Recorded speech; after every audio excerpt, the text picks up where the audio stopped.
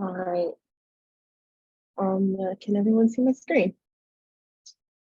Awesome. Yes. Perfect. Thank you. So, thank you for that great introduction. So my name is Briana Tucker, and we also have Travis on the line. He is watching the store while I made a last minute trip to Iron Mountain. So I am so happy that this is virtual.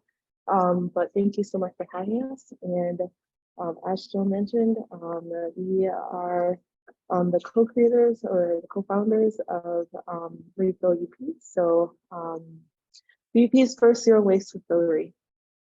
And so we already had an introduction, but I'm from the lower Michigan, from Clinton Township, Michigan, and Travis was born and raised in our area. So in today's presentation, we are going to talk about the problem with single-use plastic and kind of share a little bit of how Refill U.P. started, and discuss our value to the community, and then also share a little bit of our impact so far and some things that we've been trying out in the store. So let's start with the problem. So there are over 11 million metric tons of plastic that enter the oceans each year.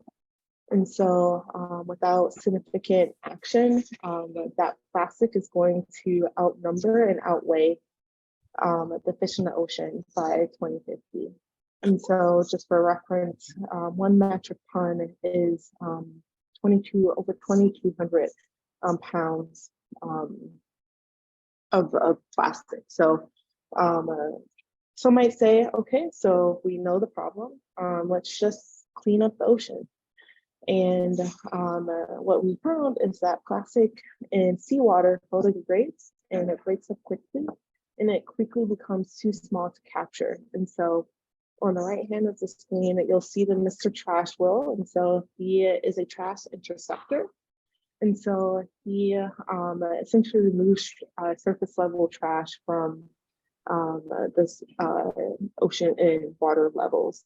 And so, but when it comes to, and that's great. And so definitely we should focus on removing the trash that we can, but also acknowledging that microplastics, that once plastic starts to break down, then it is too small and to capture with something like the Mr. Trash will. And so microplastics have been found in drinking water, in rainwater, and even dust in the high deserts. And so there are recent studies that say that each individual in a single week will digest a credit card's worth of plastic from the various sources of food and water that we ingest each week. Okay, so if we can't just clean it out of the oceans, let's then increase our recycling efforts. And recycling is great. And I think that as a community and as consumers of plastic and different materials, we should definitely recycle as we can and where we can. But in perspective, there is only about 9% of plastic that has ever been produced has actually been recycled. And so even the slightest bit of contamination in a batch of recycling can lead to that whole batch being rejected. But also recycling is only as effective as it is profitable. And so in order for someone to want to buy that recycling, there is likely that person needs a reason, and that reason unfortunately is often driven by what can be done with that plastic after, or what profit can be made from that. And so we definitely do see a lot of companies that are small businesses that are using more recycled plastic instead of virgin plastic to put into different products. And so one of my favorite athletic wear companies. It's called the Girlfriend Collector. And they are sustainable in their practices, but also very transparent in how their products are being made and that they are using recycled plastic and different fibers in their clothing. And I guess with that, then we know the saying. So reduce, reuse, recycle. So let's use less stuff. And then let's also reuse what we have. And then let's recycle and convert that waste into manageable materials.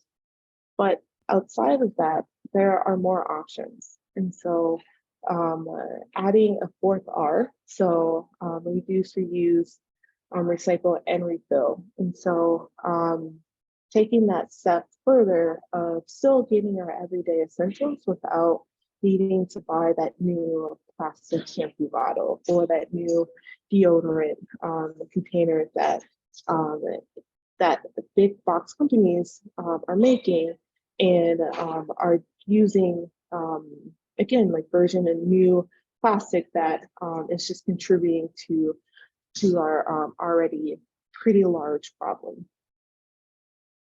And so you may be asking yourself, well, what is a refillery? And so a refillery offers a good product or planet, good for the planet products that are clean, plastic free, and are safe for our bodies and for our earth.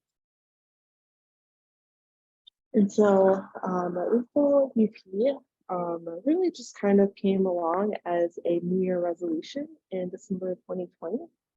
And so after, and not necessarily after, but during the pandemic and staying home more often and using more just unsustainable products, I got to thinking, what would I like to do differently in 2020, in 2021?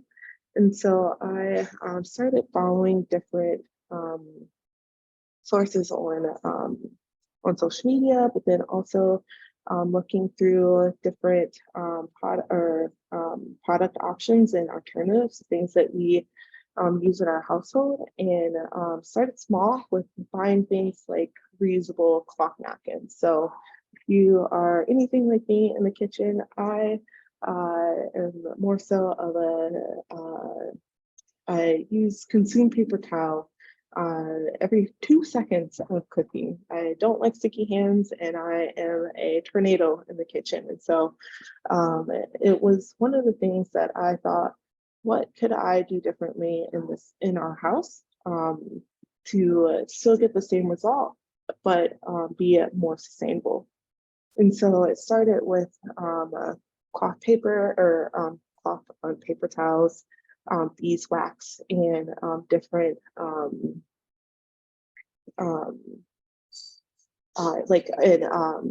toothpaste, so solid or toothpaste tabs.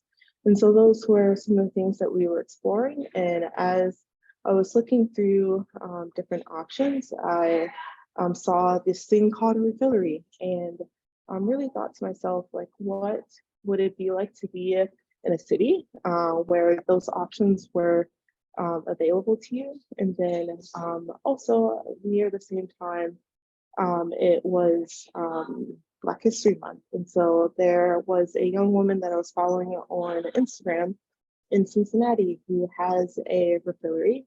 And she was talking about her process of becoming an entrepreneur, but also a Black female entrepreneur. And so she was highlighting that story, and then also highlighting other young Black women who are in the field of sustainability, but then also who are entrepreneurs. And so there were a couple of things that were kind of coming together.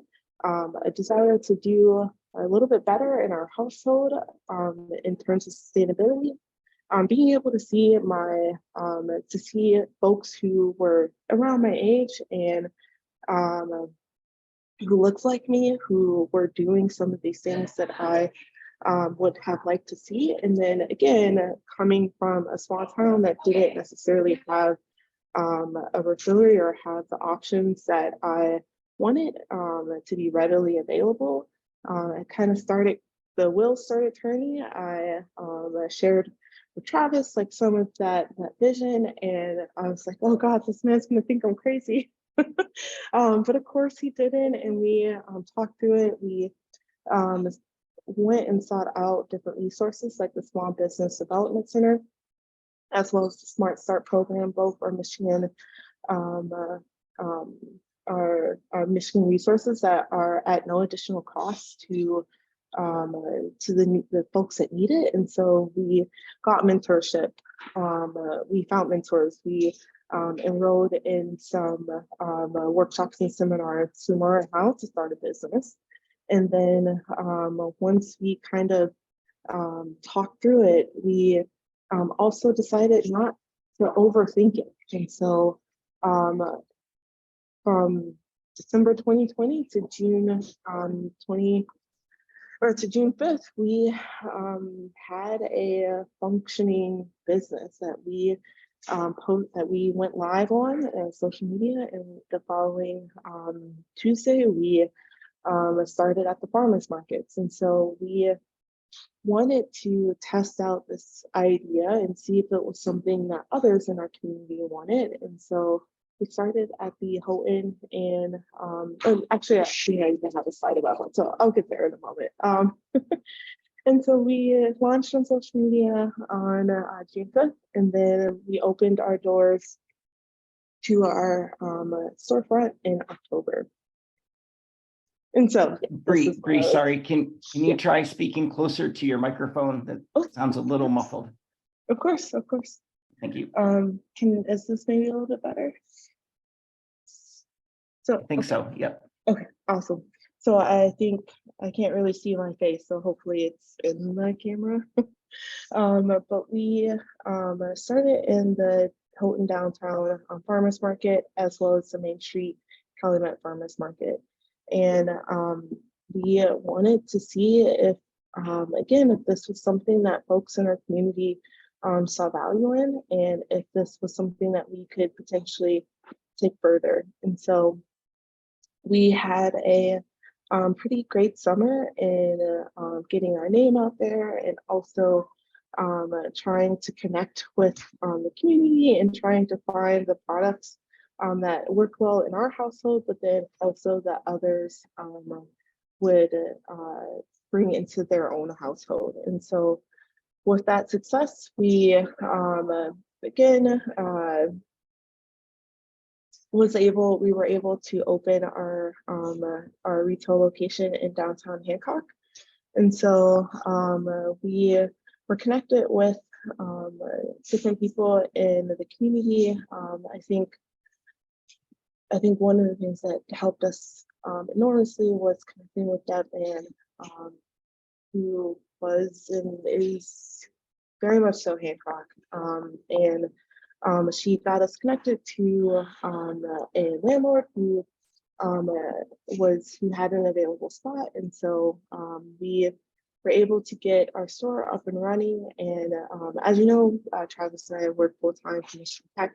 And so our store is open on Saturdays and Sundays, 10 a.m. to 4 p.m. And we have our refill station, as well as other sustainable products that are easy alternatives to things that we have grown to love. And with that, we just celebrated our 1-year anniversary in store just a couple weeks ago. And so for Refill U.P, we really focus on sustainable partnerships. And so when we are looking to add a product in our store, then we are looking for vegan and cruelty-free products. We're looking for paraben and sulfate-free and organic products, products that are that have a B Corp certification to it, but then are also responsibly made. We look for products that are scented with essential oils and have a refillable option. And what we really like to find in our partnerships are closed loop programs. And so with the closed loop, we essentially are looking for a company that will send us the product that we need for our store, but then we'll also take that packaging back. And so we are a refillery that refills our own bottles as well. And so when we are done with that product and only the packaging remains, and we will collect those and then send them back to the manufacturers where they can either keep that in, keep that packaging for the next order that they fill, and or if it has been used, two or enough times, and they are also responsibly disposing of that that packaging as well. And so in our refill station, we have shampoo and conditioner, shower gel, lotion, hairspray, hand soap, dish soap, automatic dishwasher gel, powder, and a rinse aid. We also have tear-free baby products like bubble bath, shampoo, and lotion. This past summer, we also added sunscreen, and then we also carry all-purpose cleaner and laundry detergent. And so in addition to our refill station, we also have alternatives to other products. And so things like toothpaste that are in aluminum tubes that are recyclable, deodorant that comes in a glass jar, various silicone products that are extended use and replace single-use plastics. We also have things like Band-Aids and muscle tape that are made out of bamboo products that are biodegradable and made with all natural adhesives, various beeswax and bar soaps and cloth products. And so all kinds of things that, again, are helpful in everyday uses without needing to add to our waste streams. And over the last couple of weeks, the last couple of months, we have tried to, and not just, I guess, over the last couple of weeks, but since we've really gotten started, we started with the Rubicon Trick and Trash box. And so it's a program in which we collect candy wrappers and throughout the year. So basically until the box is full, we'll keep collecting candy wrappers so that those wrappers don't have to, again, enter our waste streams, but then can be properly recycled. Some other things that we started when we first opened is our community jar program. And so folks who have maybe who stop in our store and either have the perfect bottle that is at home, or they prefer not to invest in a glass or aluminum bottle, then they can select a jar from our community jars for no additional cost and fill up their bottles and fill up for a refill.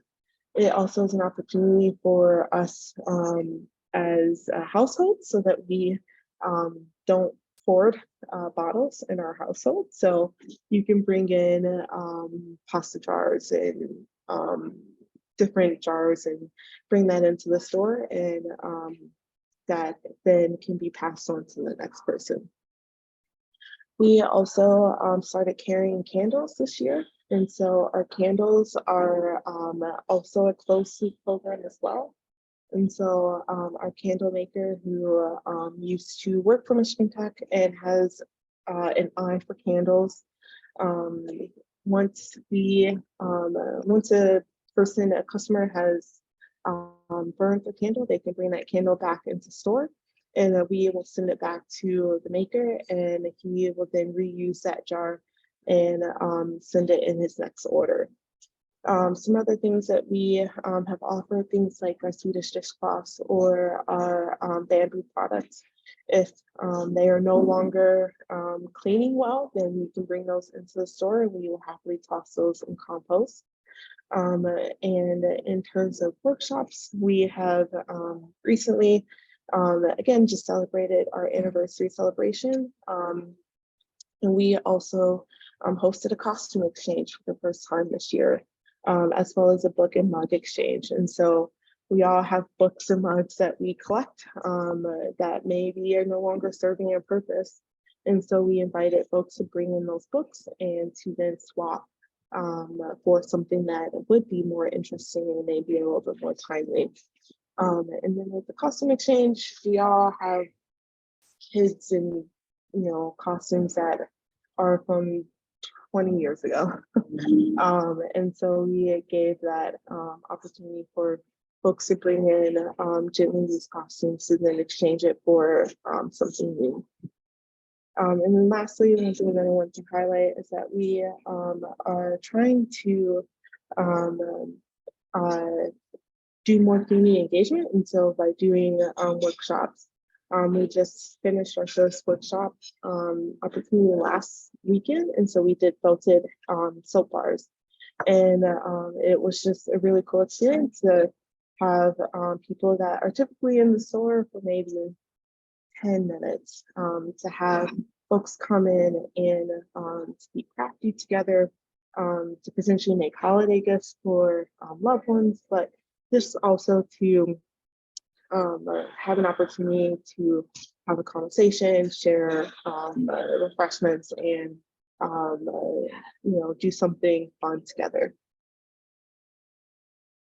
And then for the holidays, we are trying to offer more gift boxes.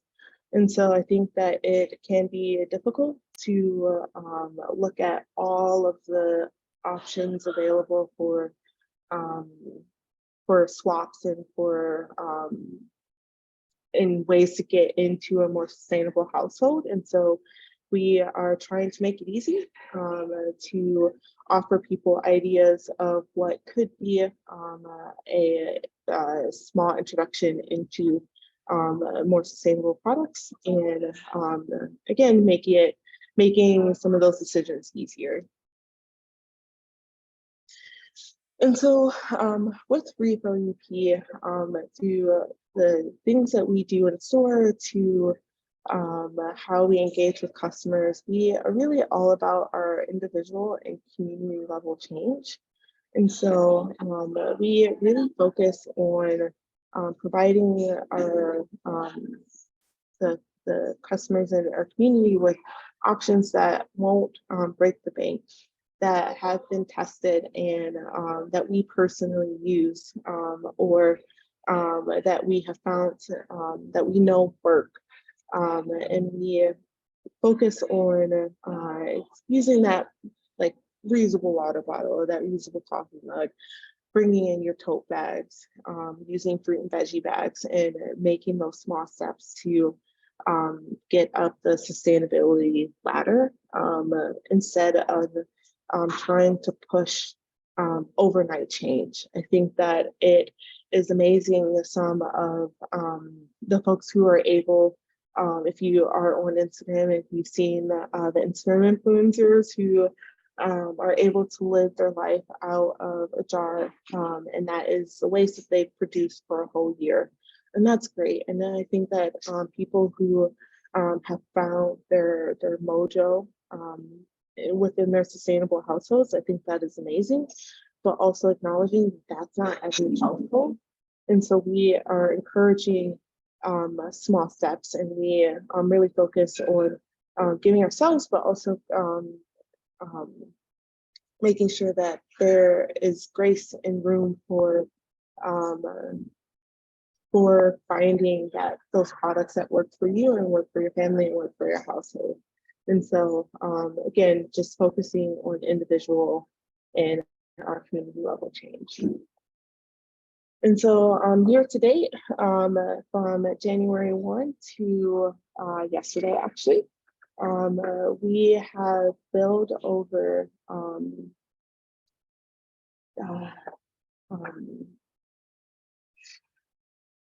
I think 20,000, or either way, we have diverted over over 840 plastic containers from from landfills through our refill program. And so it's pretty cool to see how how our products are making a difference, and how those numbers just kind of add up to be something that's pretty cool for our community. And to kind of close up, Refill U.P isn't about being a perfect zero waster. It's about making small changes today that hopefully will lead us to a better tomorrow. And so a little bit of a conversation you were having before everyone came in, there are other refilleries in Michigan. There are quite a few in the greater Detroit area, but then also some in Kalamazoo and Ann Arbor and so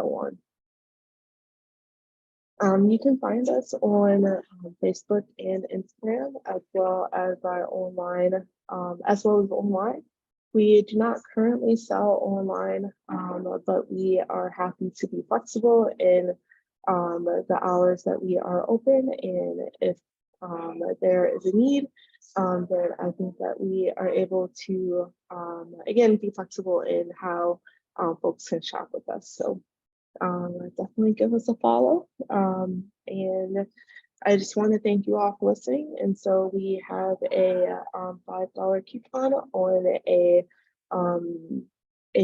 $20 or more purchase.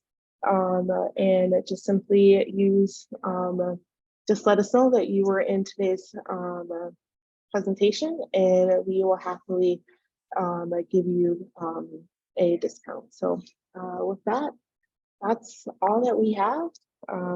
And I would love to answer any questions that